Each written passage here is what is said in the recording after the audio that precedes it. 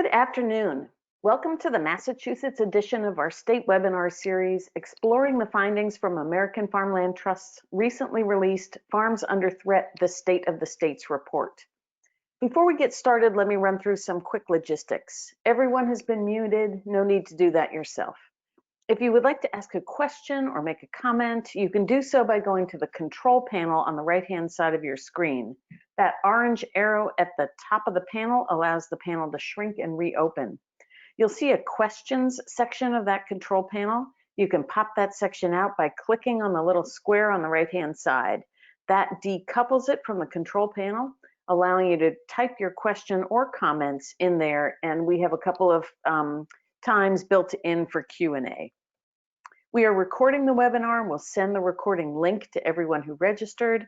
Please feel free to share that recording with others. So let me now introduce myself. I'm Chris Coffin, American Farmland Trust's Senior Policy Advisor.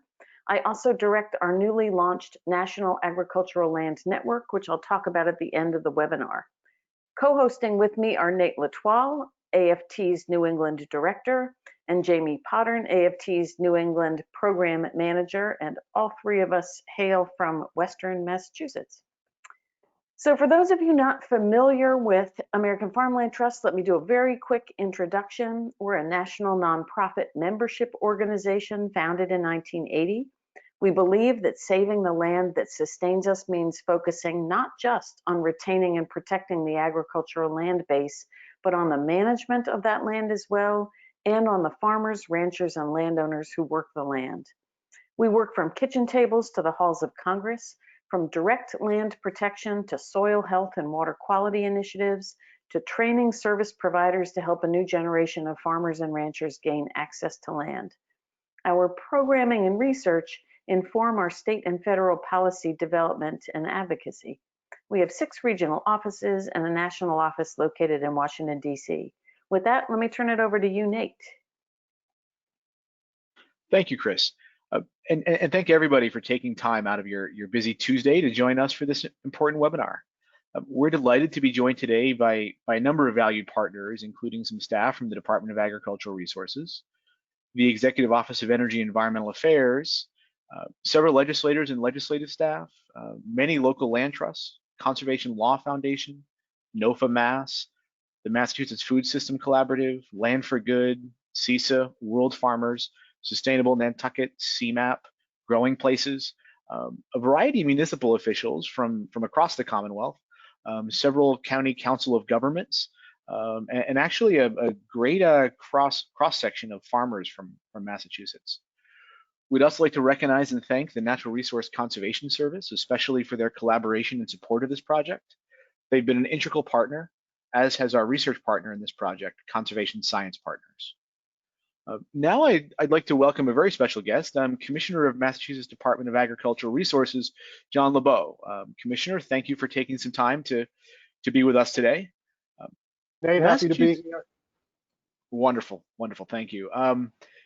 Massachusetts was one of the first states in the country to create a farmland protection program and is recognized nationally for a number of program and policy innovations, like the Farm Viability Enhancement Program, the option to purchase at agricultural value, and the APR Improvement Program. Yet, as our study shows, farmland continued to be converted, 27,200 acres in the 15-year period between 2001 and 2016, including 11,300 acres that the report identifies as nationally significant agricultural lands. So Commissioner, maybe you can get us started by just sharing what you see as the threats that are driving this continued conversion. And given that much of the state's agriculture defines many of our communities, are you worried about keeping a sufficient land base to support agriculture? Well, thank you very much. Thank you for the opportunity to participate, and we'll do our best with your questions. I mean, relative to threats, the competition for land that we have in Massachusetts, as many of the more urbanized states have, that's a tremendous pressure. So frequently, a potential non-agricultural purchaser sees much greater value in the property than that potential ag purchasing. And I've experienced this myself personally with my family's farmland.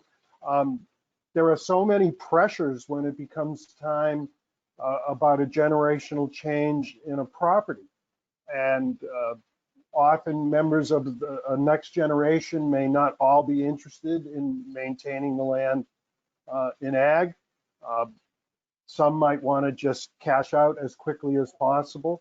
So having that pressure, that constant pressure that the land might, that unprotected land might be sold for considerably higher dollars for a non-ag use than an ag use, that's economics, and that's a tough one to that's a very tough one to overcome. Here in Massachusetts, I mean, we have particular issues. We have a housing shortage, and we constantly hear about needs to expand our housing stock throughout the state. So even within government, there are priorities that may not always be aligned. We're all rapidly adapting and trying to find the best path about solar. Here we're trying, you know, on the one hand, energy independence and non-carbon based energy sources are very much a desired method, but at the cost of, we're now experiencing that's at the expense of farmland being, well, one could either argue sacrificed or at least taking out of productive stock for 20, 25, 30 years. So I see those as the threats. Am I worried? I'm always worried. I think what we need to do is to provide as many tools as possible to the agricultural community. I also think we're experiencing some type of, a COVID effect to local agriculture that's actually working quite positively. I think questions about the food supply and making sure there's a local food supply have really started to resonate through COVID. So I do think food agriculture, and I'm a nurseryman or a nursery professional by background and training.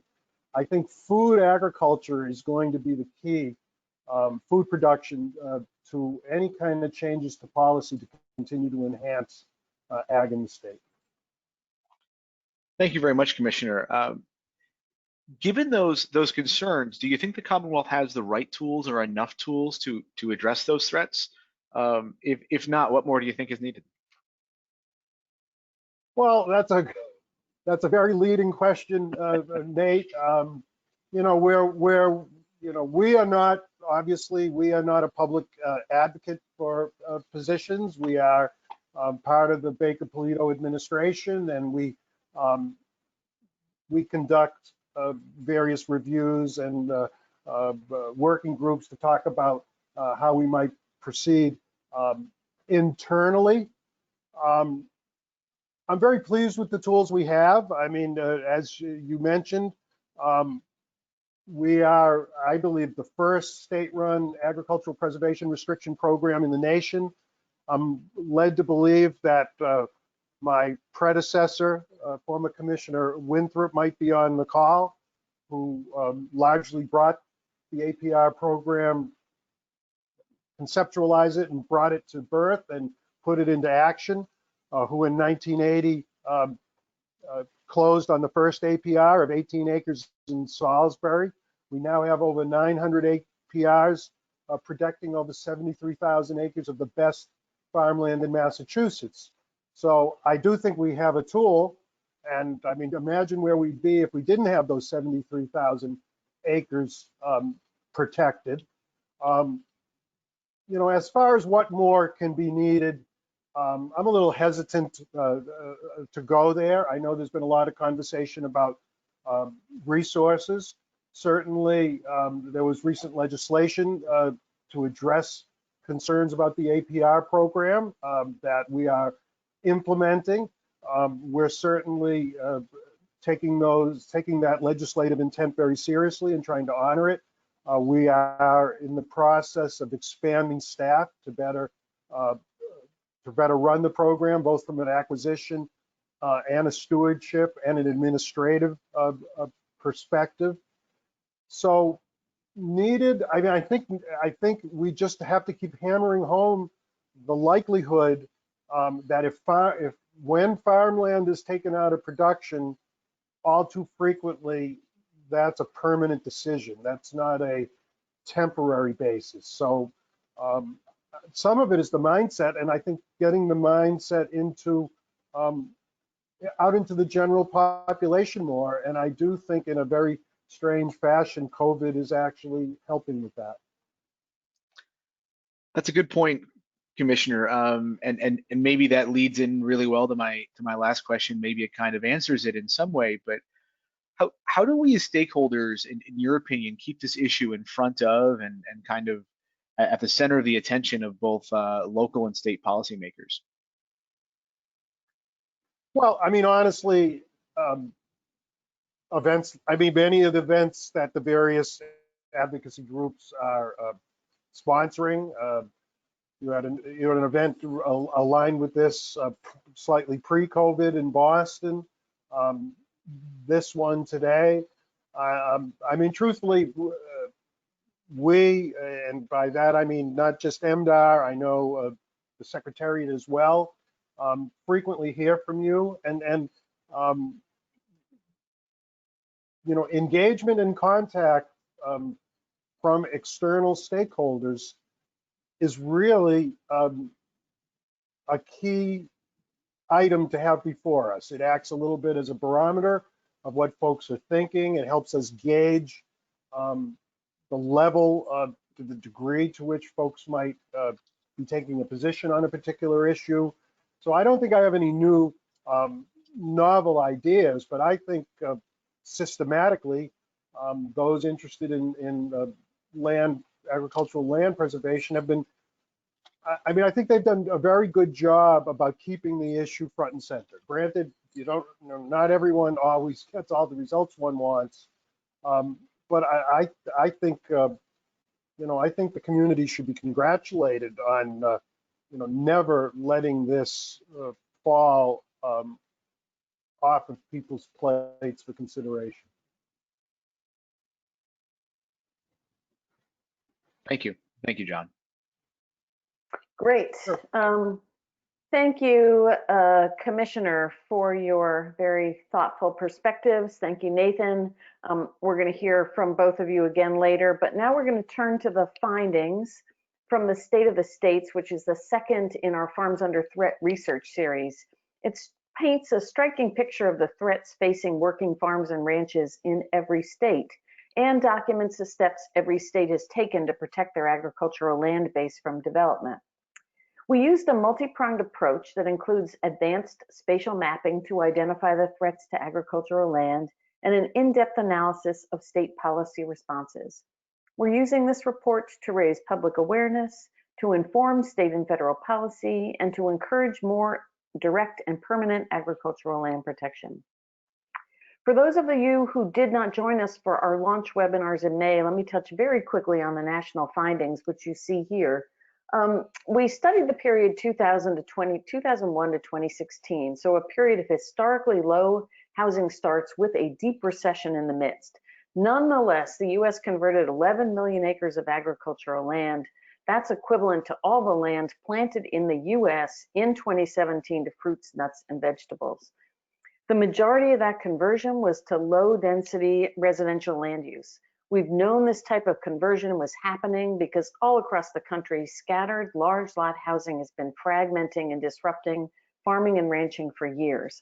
But until this report, no one has ever been able to map it and measure it. And once we mapped it, we realized just how big of a threat it is. And importantly, more than 4.4 million acres of the land converted was what we have identified as nationally significant land. We'll talk about that later, but it's land that is best suited for intensive food and crop production.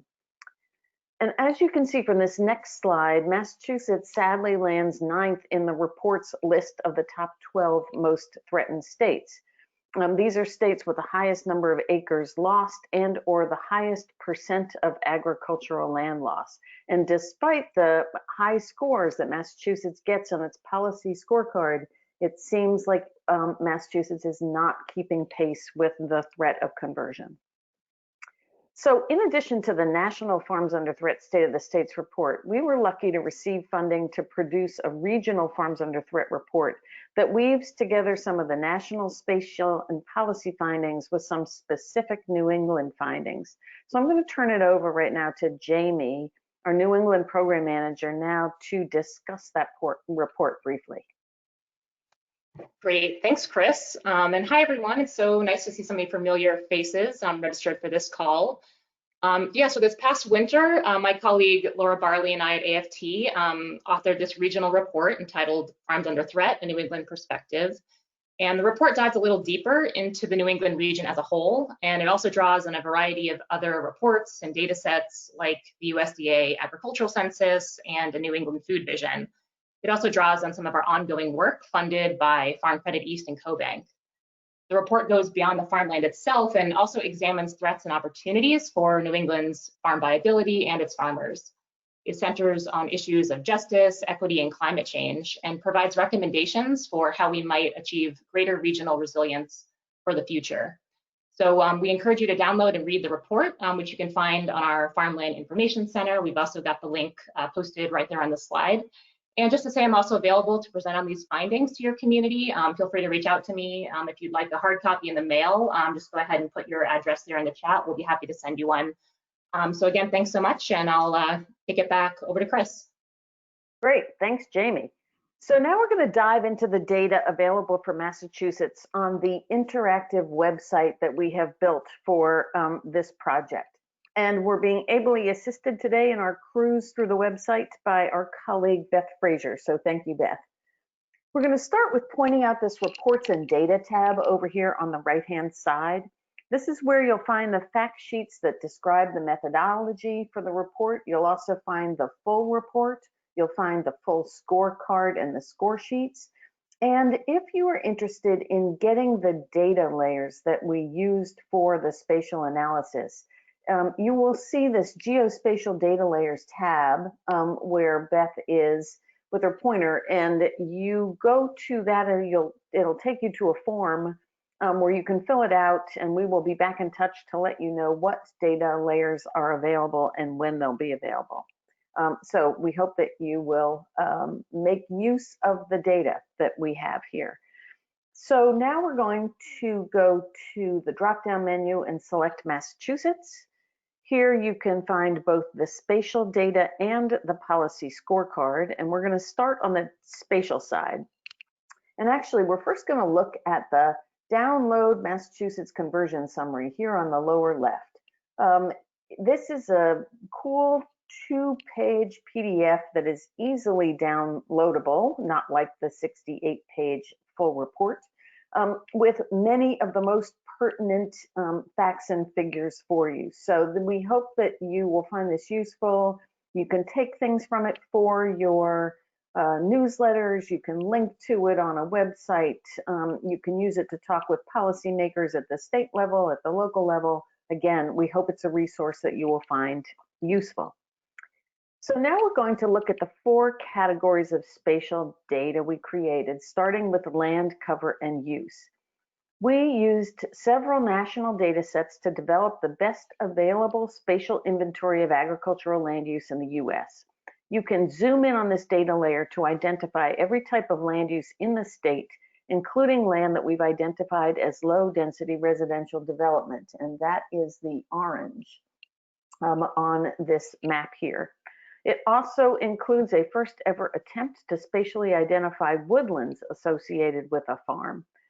So our mapping shows 500,200 acres of agricultural land, including 167,400 acres of cropland, 90,400 acres of pasture, and 242,400 acres of woodland associated with farms.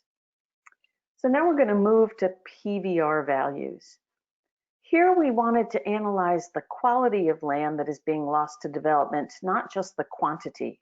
So we created, with the help of a national panel of experts, an index to quantify the productivity, versatility, and resiliency of every acre of land in the US. This map shows the range of these PVR values across the state. The darker the green, the higher the PVR value, and the higher the PVR value, the higher the suitability for long-term intensive crop production, especially for food crops.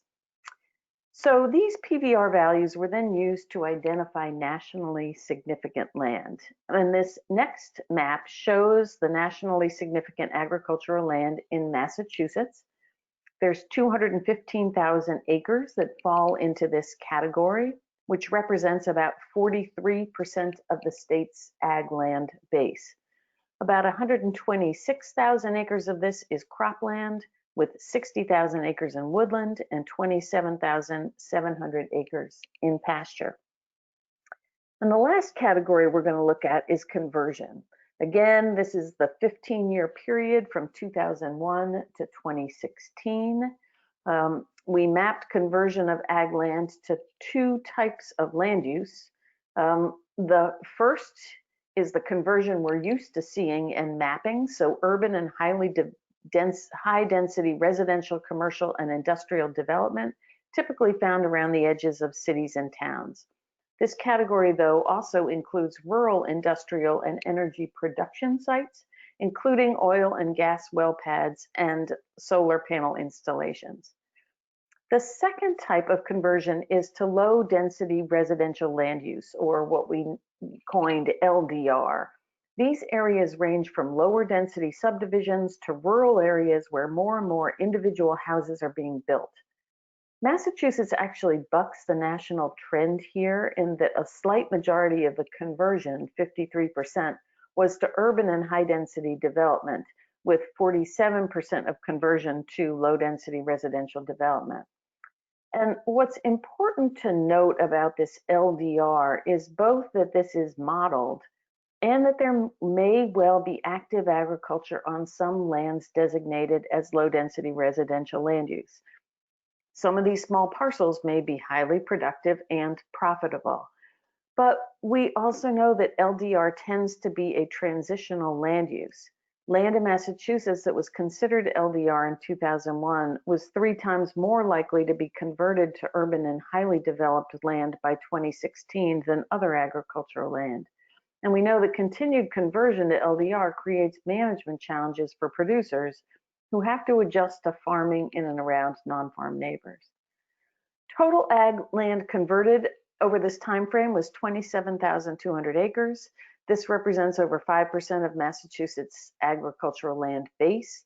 Land converted consisted of 7,700 acres of cropland, 7,200 acres of pasture, and 10,500 acres of woodland associated with farms. As Nate mentioned earlier, about 40% of the land converted was considered nationally significant. And the loss of this especially productive land is concerning for a couple of reasons. First, from an ag viability perspective, as producers are forced to more marginal land, their input costs tend to go up and their crop yields tend to go down. And from an environmental perspective, the loss of this more productive land creates more pressure to convert woodlands, pastures, and buffer strips to cropland. So reducing conversion to development is critical to making progress on water quality and wildlife habitat goals.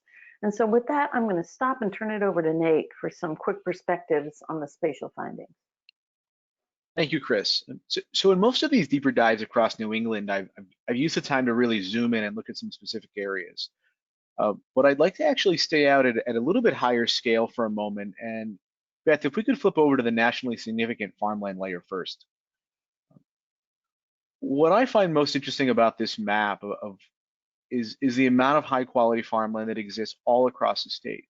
Beth, let's zoom in just a little bit on kind of Western Hampshire County for a moment.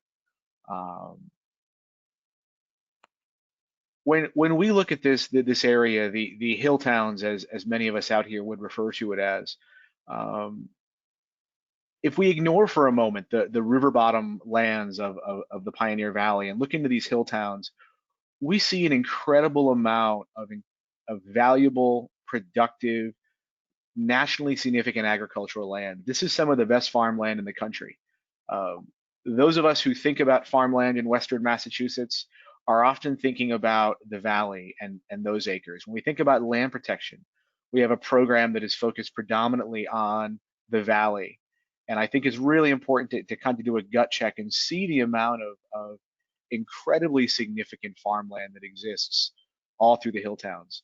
If we go to kind of Western Worcester County for a moment, and maybe back up just a little bit, yeah, we begin to see still, even in Worcester County, all of this incredible farmland. All of this is nationally significant farmland. This is some of our nation's best farmland. If we actually head over to Southeast Massachusetts and look in the Plymouth and Carver area, I think what immediately pops out here is something that people who are used to looking at farmland strictly on a soils basis would find really odd. Because we've tried to put such a high priority on land for food production, cranberry bogs actually really begin to show up here as nationally significant agricultural lands. Obviously, we can produce food on cranberry bogs. That's what they're being used for. We made the conscious decision in this mapping project to include areas like Southeast Massachusetts as potential for food production in our nationally significant agricultural land layer. If we zoom back out a little bit and we flip back over to the conversion, we can also see that not only do we have amazing farmland across the Commonwealth, we are losing a lot of it. The amount of conversion that we're seeing is pretty high, but it is not in the hyper-focused areas that I think a lot of us might think. It is spread out across the area. So I could spend hours looking at this map with folks. I'd encourage folks to dive into it themselves, get to know the data a little bit. We'd love to share it. We're happy to go into it in depth with folks individually or organizations. Please stay in touch with us. But for now, I think, Chris, in the interest of time, I'll kick it back to you. Great. Thanks so much, Nate. And I know the temptation was there to keep going. So I appreciate it. So now we're going to turn to the policy scorecard. But actually, before we do, we're going to stop and get some input from all of you. We're interested in your perspectives on what you think will drive ag land conversion in Massachusetts over the next 10 to 20 years. And we do this before we go into policy, because as we start talking about policy, it helps to think, what do we think is really going to drive conversion going forward, and how can Massachusetts adjust its policies accordingly? So here's your choices. You can vote for more than one. And if you have any trouble voting, it's because you're in full screen mode, which you have to come out of in order to be able to vote. So we'll take a minute to let people focus on this.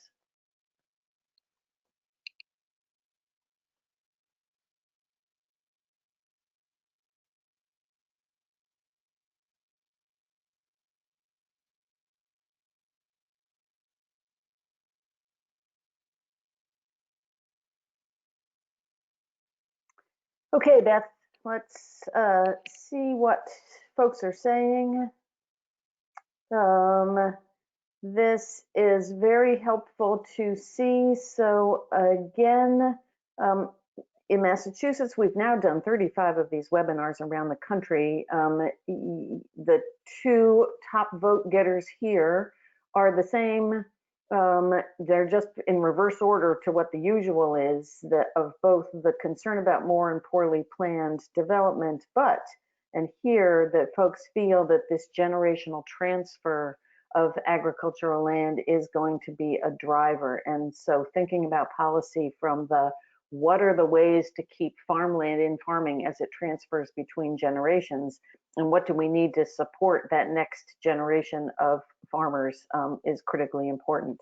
So with that, let's turn to the policy scorecard.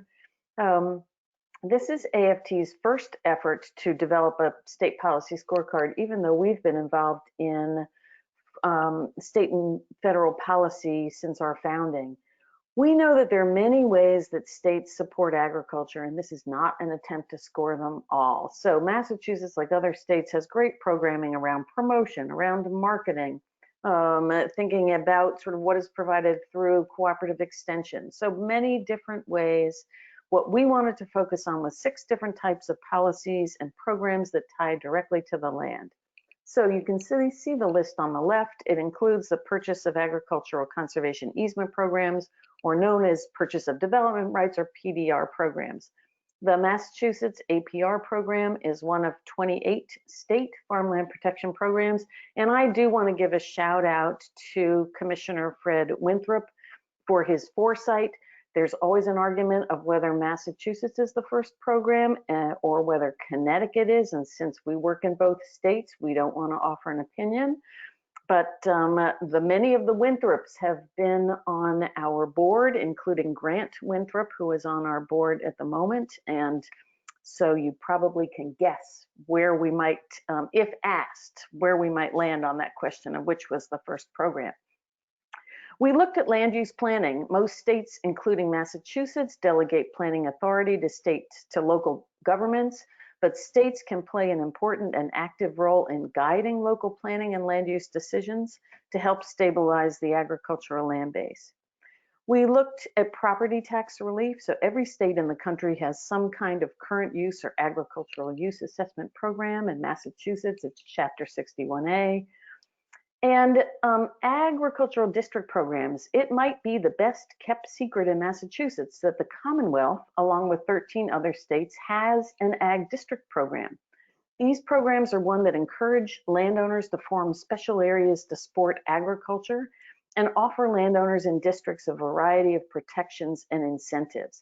Some programs limit the use of eminent domain and siting of public facilities and infrastructure in districts. Some offer tax incentives, and some tie district enrollment to participation in PDR programs. Then we looked at 2 policies that again were focused on land access and this generational transfer. We looked at state-sponsored farm link programs. So there are 11 states that have ones where there is sort of state ownership of the program. We know that there are many NGOs out there, including many on the phone here today, helping to connect land seekers with landowners who want their land to stay in ag. But we wanted to call out states that are supporting this type of listing, linking, and matching work, given the pending transition of so much land. And lastly, we looked at state leasing programs, so those that make state-owned land available to farmers and ranchers for agriculture. Sometimes that's their primary purpose, and in fact, Massachusetts is one of the few states where that is their primary purpose. More often, agricultural use is secondary to protecting habitat or generating income for another public purpose. So let's look here at how Massachusetts scores relative to other states. It's 11th overall with scores above the median in 4 of the 6 categories. 1 below the median, that's ag districts, and no score for FarmLink. We're going to go through these quickly just so that you get a sense of how Massachusetts scored and how to use the scorecard. So here we're going to do select policy or program. We're going to go to PACE programs. And then you can, if you scroll all the way to the bottom, you can actually see the components that went into each of these factors across the top. So that would give you a good sense of the type of components that we were looking for in each of these programs. So with farmland protection, you'll see that Massachusetts scores 6th here. It's the only state that gets 50 points for its provisions promoting ag use and ownership. So this reflects the use of both OPAVs, options to purchase at ag value, and affirmative covenants to farm. The states that scored higher here had a higher number of easements acquired per year, helped in part by having a higher average in funds spent per capita. Massachusetts per capita investment in the APR program since the program's inception is 81 cents per capita. In comparison, New Jersey is $3.48 per capita, Vermont is $4 per capita, and Delaware is a whopping $6.02 per capita. While I'm on farmland protection, I do want to note the importance of the Federal Agricultural Conservation Easement Program and the Regional Conservation Partnership Program. ACEP and its predecessor Farm and Ranch Land Protection Program have brought $84 million in federal matching funds to Massachusetts farmland preservation efforts, and NRCS is a critical partner.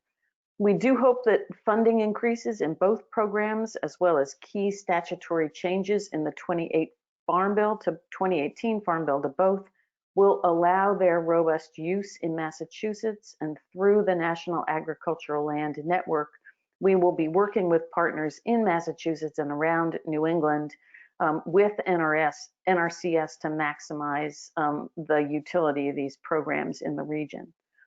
So let's look very quickly at land use planning. Massachusetts gets points for the Smart Growth Zoning Act and for requiring cities and towns with a population over 10,000 to have a planning board and master plans. States that scored higher here, though, have specific state goals around both compact development and retaining their agricultural land base. And then they require consistency between those state goals and local comp or master plans. They require all local units of government to identify important ag resources and take steps to stabilize their land base. So essentially, they use both a carrot and a stick approach. On property tax relief, Massachusetts Chapter 61A program scores relatively well here. It's the only one in the country with the right of first refusal that attaches to it, which is a program innovation that we included in the scorecard. Where it loses points here, and you can see the acres enrolled, there's a big fat zero there. We know that there's land enrolled, but the Commonwealth does not actively monitor and report this information on a statewide basis. And we believe that tracking this type of information is valuable to improving understanding of how well the program is working. On the ag district side, it won't surprise anybody that it's a fairly low score. The ag incentive areas were created in 1985, and I believe that one agricultural incentive area was actually established. I don't know if it still exists. So the program gets points for having good program infrastructure, but there are very few incentives to landowners, which probably explains why the program has never been used. And then lastly, on state leasing, you'll see that Massachusetts is number 2, right behind Hawaii. It gets high marks for having a dedicated farmland licensing program through the Department of Ag Resources, for having a mandate through Executive Order 193 that agriculturally suitable surplus land shall remain available for farming, and a program that focuses on making farmland available for the express purpose of farming. I'd note only that even with the high points it gets here, there's not been a comprehensive inventory done of all state-owned land that could be made available for farming, which we think could create additional access opportunities for new, beginning, and Black, Indigenous, and people of color farmers. And so let me just, before we go out, say one thing about FarmLink. We know that Massachusetts does not have a state-sponsored FarmLink program, but I do want to note that MDAR has expanded the Farm Viability Enhancement Program to include succession planning, and has partnered with orgs including Land for Good to offer follow-up support in their farm succession school. We see these as valuable. We want Massachusetts to get credit for these kinds of things, and so that's why I want to point them out, that these are not things that show up in the scorecard, but we see as valuable. So I hope that was helpful cruise through the findings. If you have questions, please write them down. And as we go out of the website, we're going to launch a poll which asks which policy or policies you think would be most valuable to focus on for Massachusetts. I apologize here that neither FarmLink nor state-owned land fits here. We didn't have enough room. So if you think that one or both of those are the most important to focus on, please write them into the question panel.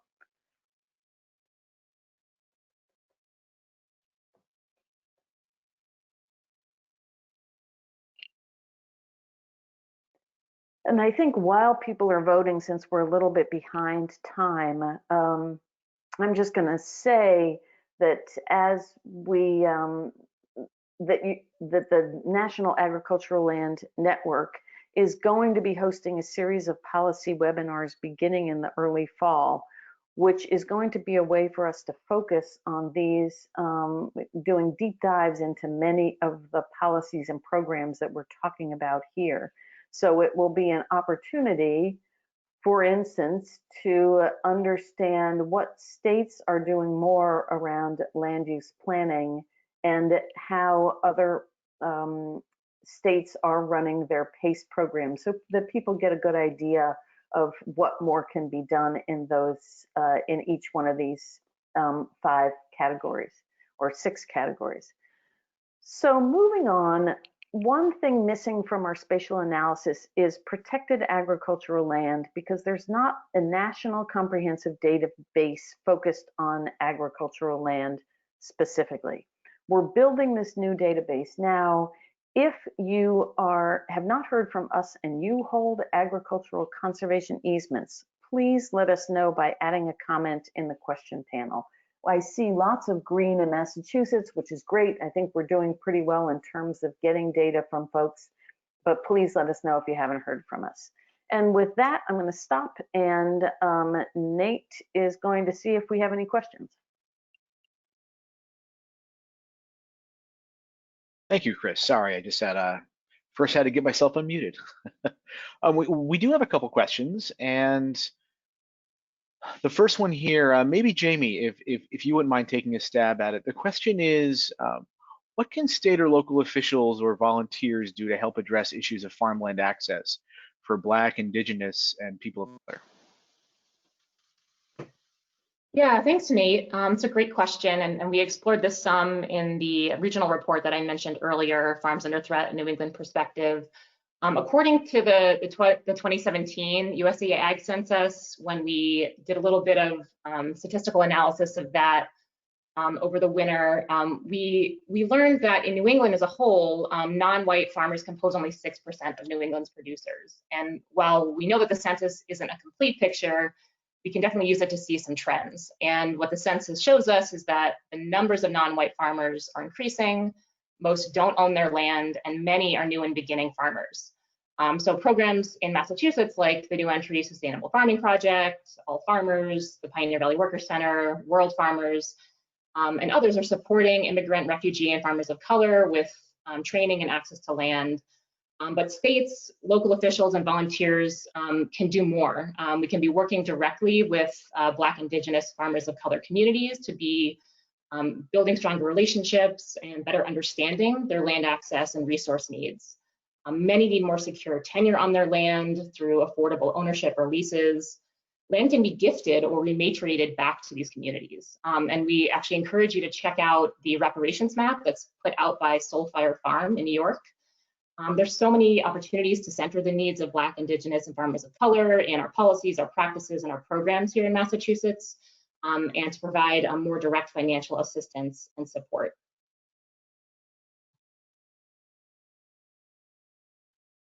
Great, thank you.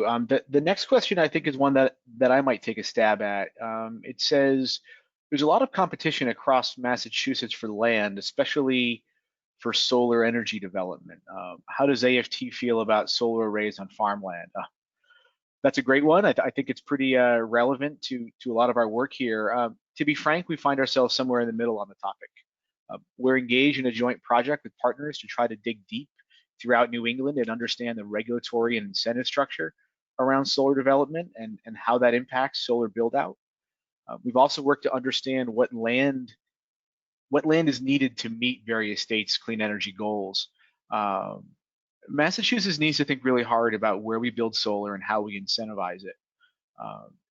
It also means that those of us in the land protection community need to be very thoughtful on how and where we both embrace and frankly obstruct solar development. Our region needs solar to meet its clean energy goals, and we cannot meet the region's goals for clean energy without putting some of that solar on farmland. That being said, AFT takes the firm stance that solar should not displace agriculture. This does not mean that we cannot or should not build solar on farmland, but we're confident that they can coexist. Massachusetts is one of the few places I think that actually incentivizes that coexistence and is a place where we can really lead the country on that front. Frankly, I could do an entire webinar on that topic, which I'd love to, and maybe we will do one soon. But we probably ought to jump to the last question. And maybe, Commissioner, it's a good one for you.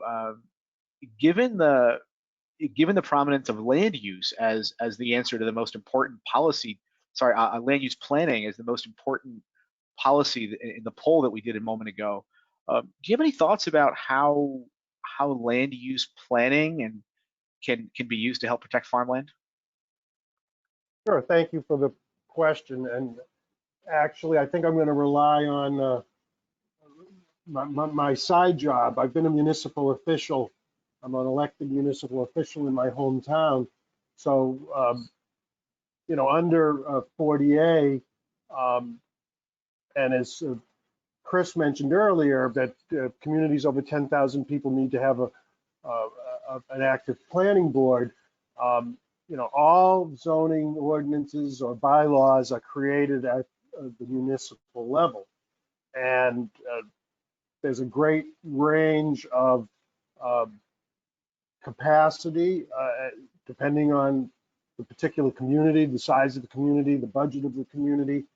And in many of the small towns, for instance, that you noted in one of your comments, Nate, and you talked about the hill towns, great farmland, but also, you know, small populated towns, small budgets, not a whole lot of planning staff. So it's all about tools and getting the information in front of people. And I know there's been some comments today about statewide mapping that could go down to some type of granular level that an individual city or town could utilize. I think that would be a tremendous tool. And I think some direct engagement and communication, if at all possible, with the local policymakers. I mean, at the state level, we can make broad pronouncements and make guidance, and you know, laws are passed, but thousands of bills are passed every year, and are filed every year, and only so many of them are addressed and passed. So I think the non-governmental community could be a great help in some of these areas by providing some of these tools, as AFT has done here today, and get them directly in the hands of the local officials who make so many of those zoning decisions that influence how easy or hard it's going to be to conduct agriculture in a particular community. Thank you, Commissioner. Thank you. Chris, one more question I think for you that just kind of gets at some of the details of our mapping here. What criteria did we use to categorize nationally important farmlands? Oh, sorry, I was on mute. So the PDR values were determined based on a look at soils and soil designations by USDA around prime unique or prime with limitations. We then looked at the cropland data layers and looked at areas that are mapped as cropland and pasture land. And then we looked at the history of how long and what types of food crops have been produced, and gave a special emphasis to specialty crops, because that land and in this case bogs in Massachusetts, are important for their value for food producing crops, which is one of the points we were trying to make here. So I hope that helps. And if you want more of a description, you can find it in the methodology section in that report and data tabs part of the website. Thank you, Chris. We are going to have to move along here. We do have a couple more questions that we want to get answers to, but we might have to answer some of these directly to the askers. Time is not on our side to save our farmlands, which is why AFT has announced a bold goal of doubling the amount of permanently protected farmland by 2040 and reducing the rate of farmland conversion from 2,000 acres a day to 500 acres a day by 2040. We We know that to get to this goal, we need to lock arms with many partners and practitioners who are on this call and others around the US who are deeply concerned about saving farmland. So we hope that you'll all be a part of this movement as well as we move forward.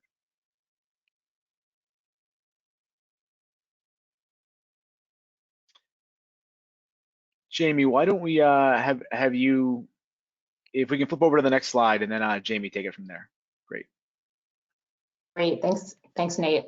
I just want to talk a little bit about some of the ways that AFT is going to be strengthening our commitment to farmland protection and specifically how this will impact Massachusetts.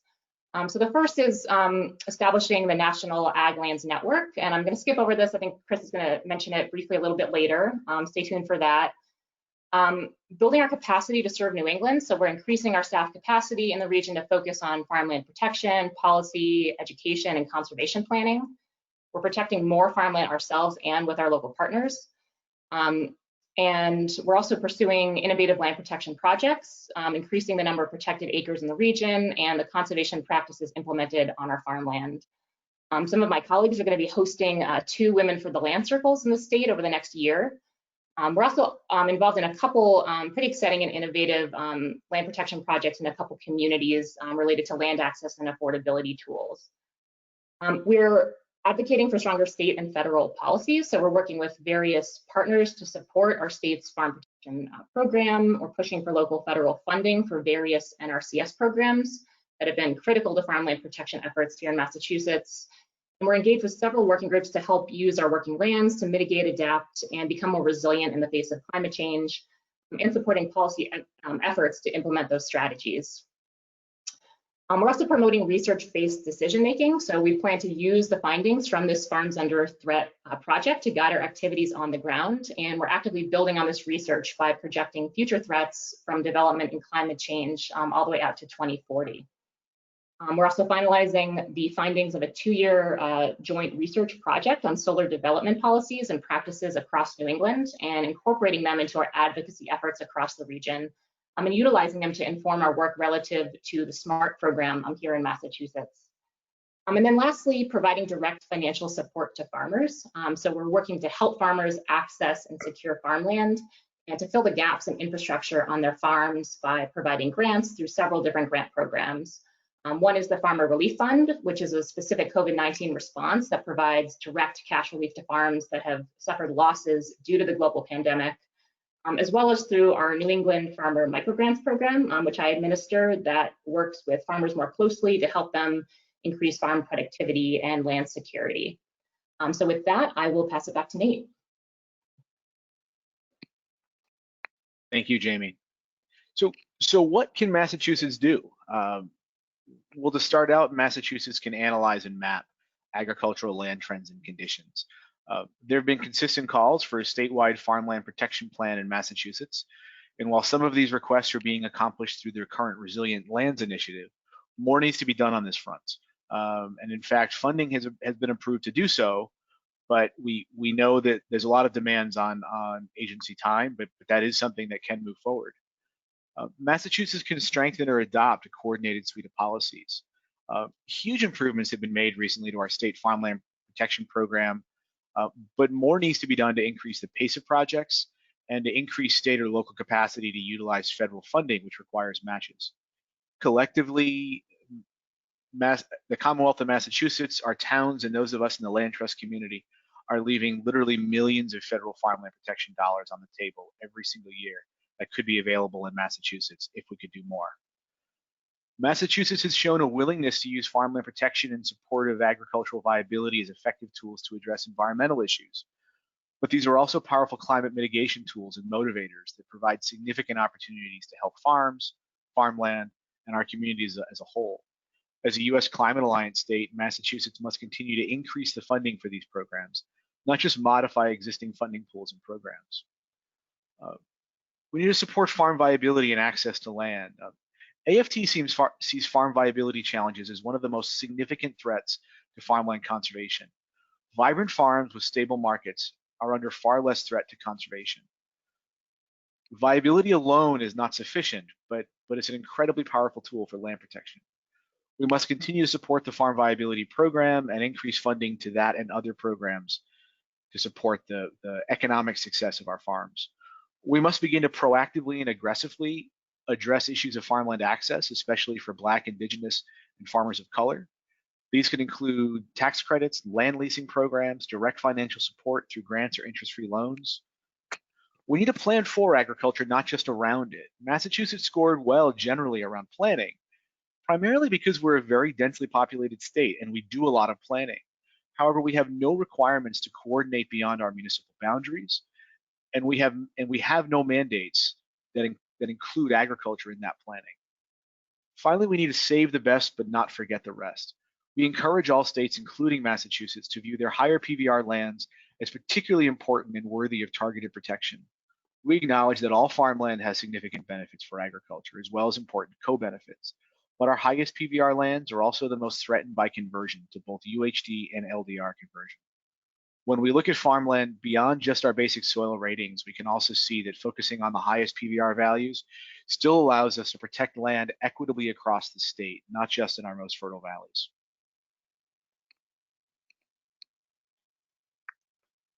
Great. Thank you, Nathan. So we have, I see that we're already at 2 o'clock, but I do want to get to just a couple of other questions that we said that we would get to, and then we're going to close with just a brief description of a couple of resources from American Farmland Trust. So one here is, what's your response to farmers who have put their land in APR or 61A only to struggle for decades to survive in farming and end up disillusioned with those land preservation programs?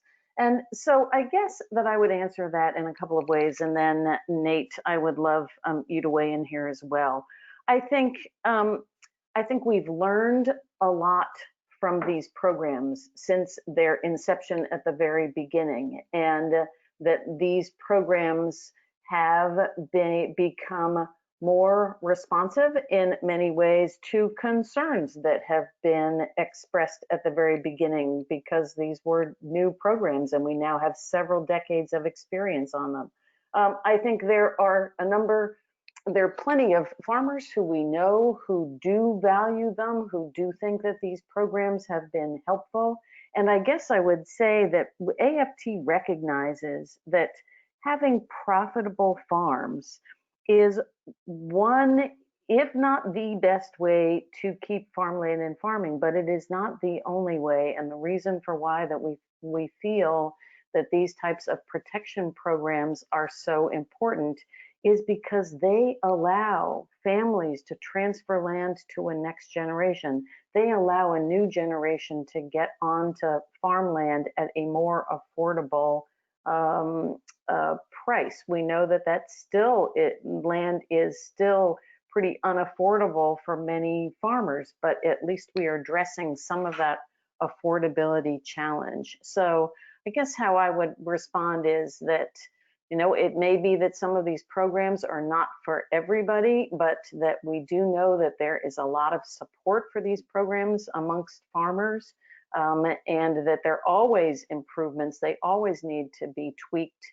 And Massachusetts, I think, has done a pretty good job of continuing to look at the program and how to make improvements to it. So, Nate, I don't know if you have anything to add there.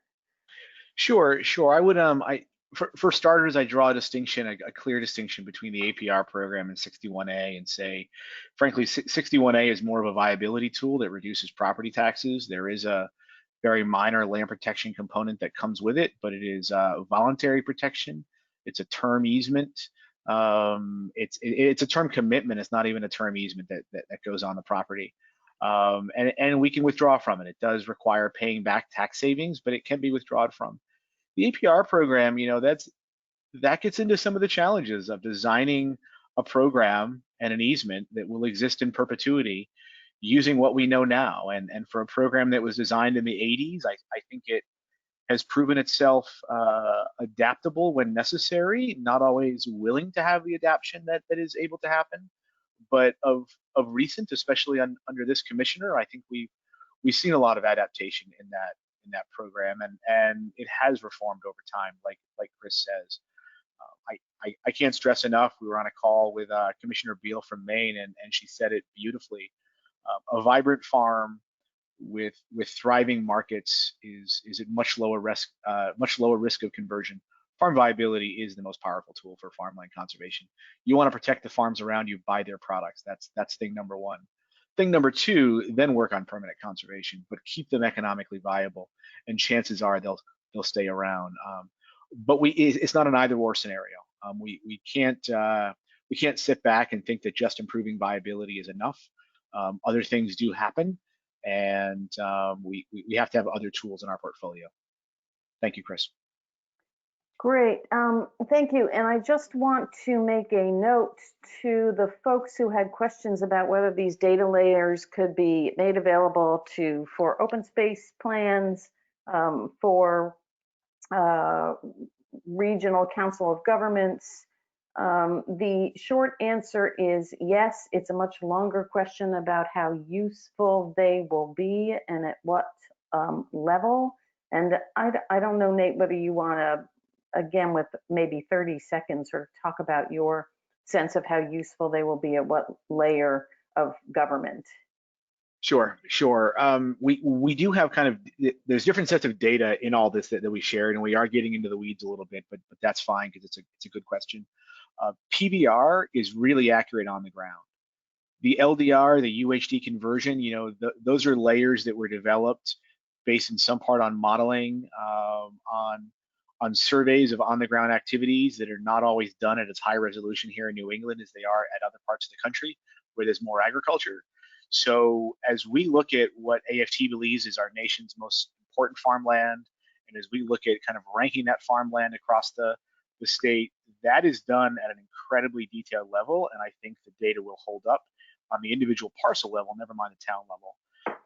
As far as where land is most threatened, I think we can really begin to dive into that well at the county level and even at the municipal level. It is modeled in many cases. So at the per parcel basis, it may not be as useful to a community to decide which land to protect if it's in our LDR layer or it's in the cropland layer, that kind of thing. But PBR, Chris, holds up really well under pretty tight analysis on a parcel by parcel basis. Great, thank you. So with that, I know that it's we are running past time, and I want to let everybody be able to go on to their next things. Let me just take 30 seconds to explain these two resources here. The Farmland Information Center is a national clearinghouse of information about agricultural land, protection, planning, land access.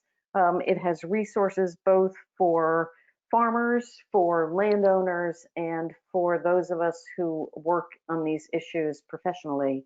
I encourage you to go look at what's available. They answer questions. They will answer questions about policy or about statistics, or if you are just looking for more information about what a good agricultural conservation easement is. So please use that as a resource.